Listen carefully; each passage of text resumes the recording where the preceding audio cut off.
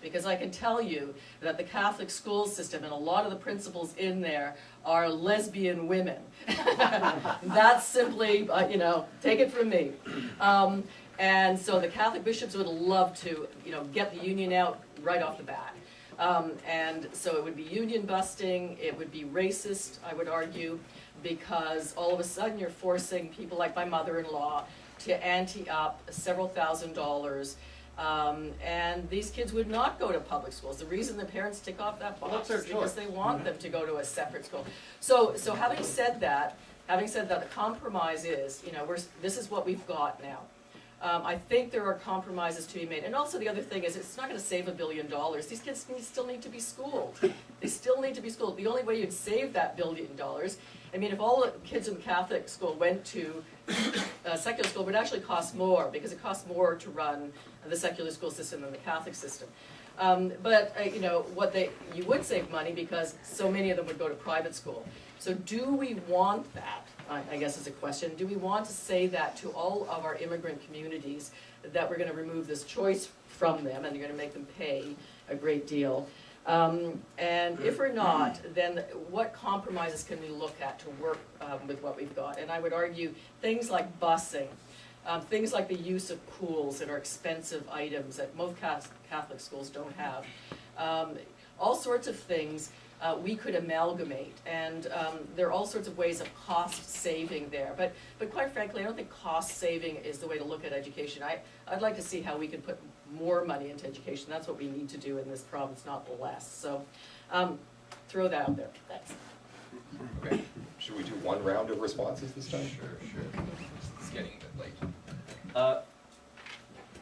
First of all, I mean, every argument there, you essentially could have made that argument had there been any religious public school board, really. The bottom line is that it's you're extending benefits to one group and you're not giving it to the other. Why? I mean, I know the history. I know why it's there, but why would you give it to one group and not to others? It's just simply not fair. I mean, that's the core principle that has people so up in arms about this particular issue.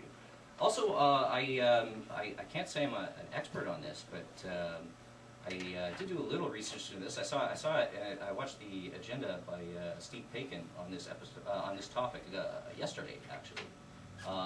Some of the arguments they were giving were that Catholic schools do give non-Catholics second priority for admission in the schools. Like if the school is not already filled with Catholics, they'll gladly let in people. I know at our organization at CSA, we've actually received a letter from a parent at a Catholic school who was atheist. So they definitely do allow non-Catholics in there, but to give second priority, I mean to give first priority to Catholics is it's still a form of discrimination, however mild, right? And you say diversity, it's my understanding that if you look at the body of the Catholic school, it is not the same demographics as the rest of the country. It's my understanding that there is, with the visual minorities in Catholic schools, it's disproportionately Filipino and Latin American, which is like pretty much the only two, well maybe I'm wrong, I don't know. This Portuguese are a huge component. No, oh, I meant non-European. Well,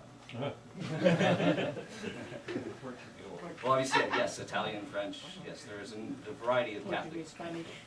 Yeah. Yeah, and I guess if these parents wouldn't send their kids to a secular school, I mean, let them. It'll save us money if it's that important to them. I have a feeling that a lot of them who make that threat, faced with the possibility of having to pay expensive tuitions, would change their mind and realize that secular schools aren't really that bad. We started with you, didn't we? So one more. Well, this is a situation where, you know, this kind of, you know, the possibility, you know, what we can do politically. There's no question that the people who send their children to Catholic schools want to send their children to Catholic schools, and that's why they're there. And the Islamic students who are there would send their children to Muslim schools, etc. That would, and most of the faith-based schools that are private are not open. Catholics, as far as I No, and I'll check this, I'm not 100% sure, but according to my friend, are not given first priority. First priority, especially now, are given to whatever child walks through the door and wants to go there, because schools are desperate for students right now in Toronto, all schools, secular and separate. This to me is very much like the issue of, say, First Nations land rights, in the sense that, quite frankly, we're sitting on borrowed land. I mean, it's stolen land. So what is the answer? Should all white people, let's say Westerners, go back to Europe and give all the land back to First Nations? I mean, not even First Nations want that. I mean, we've got a situation here. It serves, again, come back to the democracy. It serves a significant portion of the community that really want it. It serves it efficiently, effectively, and openly. There are lots of good programs for queer students, for example, in Catholic schools right now. And I wonder if we're really doing a disservice to those students and to those parents if we abandoned it at this point. But as I say, there's a compromise position here, and it is a compromise of how do we use precious utilities and resources in the community. Thanks. Okay, I think we're going to, actually, before we turn it to the audience, I did have a couple other questions, but in the interest of time and getting everybody engaged, I think I'll pass for now at least. But I did want to ask our two panelists if they'd like to ask each other a question, on obviously the main topic of the panel, but maybe they could be unrelated to the specifics we've been discussing. I guess we'll start back with Cheri. Did you have anything you wanted to ask Greg? No? Okay. I'd actually prefer to defer to the audience, if that's all right. Okay, let's do that then. So I think what we'll do is maybe have a lineup. Last time we did it, and it didn't work out quite as well. So if I could actually get one of our volunteers, would you mind doing this? We'll get everybody lined up, maybe just over here this time. And why don't you take this portable mic, and people can use this, and we'll just keep this this mic here.